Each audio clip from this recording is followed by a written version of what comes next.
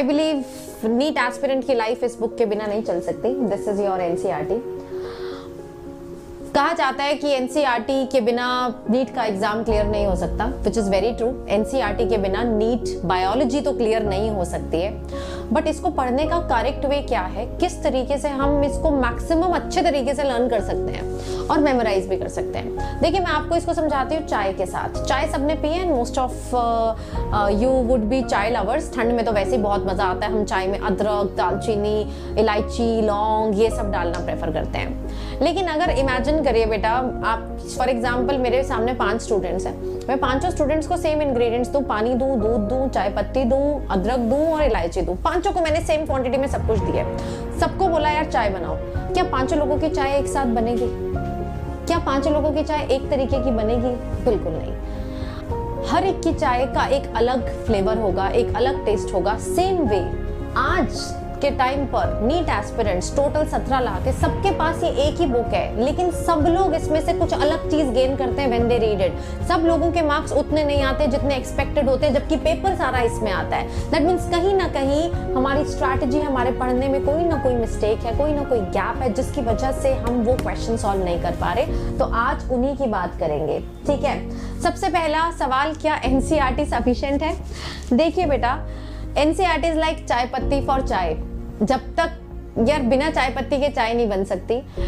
चाय को अगर अच्छा बनाना है चाय पत्ती के साथ, तो हम इलायची डाल रहे हैं, दालचीनी डाल रहे हैं, अदरक डाल रहे हैं। तो वो जो एक्स्ट्रा नोटबुक्स हैं, रेफरेंस बुक्स हैं, नोट्स हैं, ये सब क्या है? वो एक्स्ट्रा एलिमेंट्स है चाय को और अच्छा बनाने के लिए, लेकिन बिना चाय पत्ती के तो नहीं बन सकती। सो एनसीईआरटी इज डेफिनेटली मस्ट। आपके पास एक अपडेटेड एनसीईआरटी होनी चाहिए जो जिसमें सारी न्यू एडिशंस हो। पुरानी, बहुत ज्यादा पुरानी, 5-6 साल पुरानी एनसीईआरटी मत रखिए। अगर आपके पास पुरानी है तो नहीं खरीद लीजिए। दूसरी चीज, मैं 2 कैटेगरीज के स्टूडेंट्स के साथ यहाँ पर बात करूंगी। कैटेगरी 1, जो बच्चे सेल्फ स्टडी करके पढ़ते हैं, जो उस टीचर से नहीं पढ़ते हैं जो आपको हैंड रिटन नोट्स लिखवाता हो, this is category 1। Category 2 is that type of student जिसके पास एक ऐसा टीचर हो जो उनको क्लास के दौरान एक अच्छे नोट्स प्रिपेयर कराता हो, जैसे मैं कराती हूँ। जो बच्चे मेरे से पढ़ते हैं वो जानते हैं we do most of the things handwritten and उनके पास प्रॉपर नोट्स हैं। कैटेगरी 1 की अगर मैं बात करूँ, जिनके पास वो टीचर नहीं है, उन लोगों के लिए द स्ट्रैटेजी इज कि आप एनसीईआरटी जब पढ़ें तो NCERT is a paragraph form.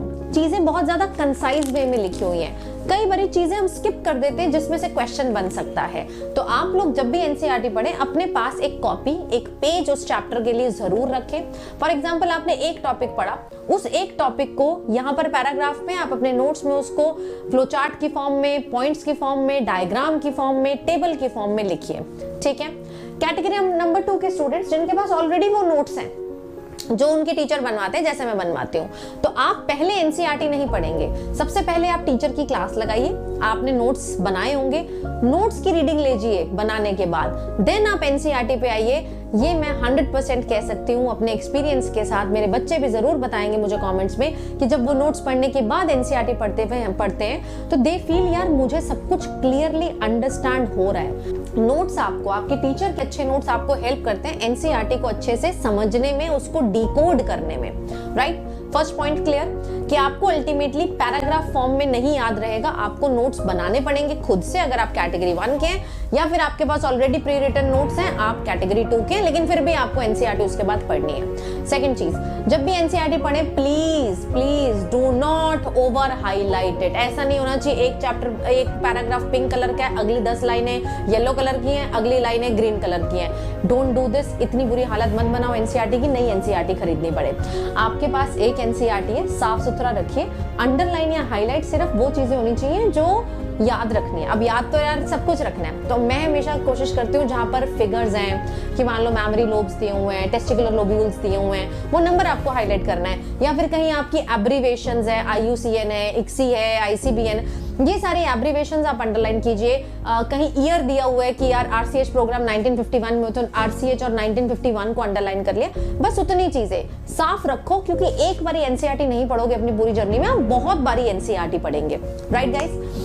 Then third point, क्या एनसीईआरटी में सिर्फ मुझे टेक्स्ट पढ़ना है? नहीं बेटा, एनसीईआरटी में सिर्फ आपको टेक्स्ट नहीं पढ़ना है। आपके पास डायग्राम्स है, आपके पास साइंटिस्ट का फोटो है, उसके नीचे की डिस्क्रिप्शन है, टेबल दिया हुआ है, उसके नीचे की डिस्क्रिप्शन है, टेबल के अंदर का कंटेंट है।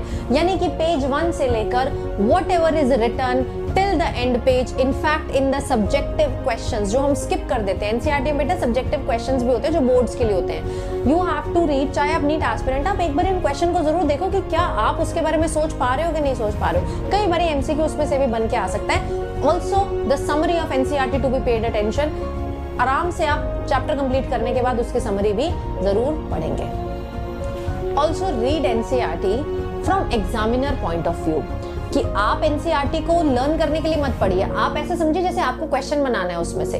देन जैसे आपने मान लो 2-3 लाइनें पढ़ी, आप सोचिए यार क्या मैं इसका क्वेश्चन बना सकती हूँ, इस पे क्वेश्चन किस तरीके से पूछा जा सकता है। जैसे मैं आपको एग्जांपल देती हूँ, पेज नंबर 61 पे है, रिप्रोडक्टिव हेल्थ की एक लाइन है, oral administration of small doses of either progesterone और progesterone estrogen combination is used as a contraceptive method used by the female. You can make a question.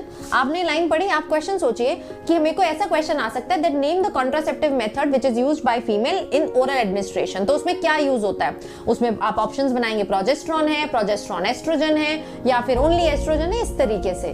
तो आपको जब पढ़ना है, जब आप सेकंड थर्ड रीडिंग लेंगे, फर्स्ट रीडिंग में ये सब नहीं करना। फर्स्ट रीडिंग में तो just notes followed by NCERT और नोट्स फॉलोड और NCERT followed by your own notes, category 1 and 2। दूसरी चीज बेटा, जब आप थर्ड फोर्थ रीडिंग लगा रहे हैं एनसीईआरटी की, जब आपको पूरे नोट्स आपके पास हैं, आपके पास एनसीईआरटी आप 2 बार ऑलरेडी पढ़ चुके हैं, तब उसमें से क्वेश्चन फ्रेमिंग स्टार्ट कीजिए कि अगर मैंने एक लाइन पढ़ी है तो इसमें से कैसे कैसे क्वेश्चन यहाँ पर बन के आ सकते हैं। जब आप एनसीईआरटी में से खुद से क्वेश्चंस बनाने लगेंगे तब यू विल फील कि हाँ अब मुझे 100% अंडरस्टैंडिंग है। एंड जितनी बारी बेटा इसको पढ़ोगे, हर बारी कुछ ना कुछ नया लर्न होता जाएगा। आता तुमको सब कुछ है अगर तुमने 2 बारी पढ़ लिया है, लेकिन मेमोरी में कितना रह रहा है वो डिपेंड करता है how many readings you are giving. And एक हैबिट बनाइए, यू नो, एक बच्चों की हैबिट होती थी कि वो रोज रात को स्टोरी सुन के सोते हैं अपने पेरेंट्स से, फिर धीरे धीरे वो हैबिट चेंज होती है, फिर वो स्टोरी बुक से रोज 3-4 पेजेस पढ़ते हैं। आपकी इन 2 साल में ये हैबिट होनी चाहिए कि रात में रोज मैं या दिन में रोज मैं कम से कम 4 पेजेस तो एनसीईआरटी के पढ़ूंगा ही पढ़ूंगा। अगर मेरी 12th चल रही है क्लास में तो मैं 11th वाली एनसीईआरटी रिवाइज करूंगा, अगर यू नो वाइस वर्सा। तो आप रेगुलरली एक हैबिट बनाइए कि 4-5 पेजेस मुझे रोज पढ़ने ही पढ़ने, मेरा रिचुअल है। जब तक ये रिचुअल नहीं बनेगा तब तक एनसीईआरटी को पढ़ने की आदत नहीं आएगी।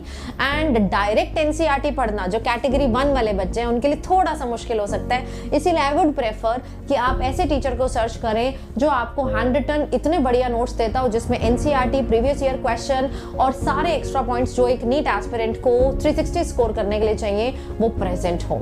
So this is the way you read NCERT. ये पैराग्राफ है, कई बार ये स्टोरी की तरह लगता है एंड चीजें स्किप हो जाती हैं। इसको बेस्ट करने का तरीका है कि या तो आप टीचर के प्रेजेंस में उनके साथ नोट्स बनाइए या फिर थोड़ा सा अपना एफर्ट लगाकर हर टॉपिक में से उसको फ्लो चार्ट, टेबल्स इस फॉर्म में लिखिए। तो एनसीईआरटी के बिना नीट क्रैक नहीं हो सकता, बट सिर्फ एनसीईआरटी को रीड करने से भी आप डिजायर्ड रिजल्ट नहीं ले पाएंगे। आई होप ये वीडियो हेल्प किया होगा। एंड जो बच्चे इस तरीके को, ये मैंने पहले भी बहुत बारी अपने स्टूडेंट्स को बताया हुआ है, अगर आपको फायदा होता है please give a feedback in the comment section. कहीं ऐसा तो नहीं कि मुझे ऐसा लग रहा है कि नोट्स फॉलोड बाय एनसीईआरटी होना चाहिए एंड आपका व्यू पॉइंट कुछ अलग है। Do mention it in comment section, अपना ऑनेस्ट ओपिनियन बताइए। I would be happy to see that.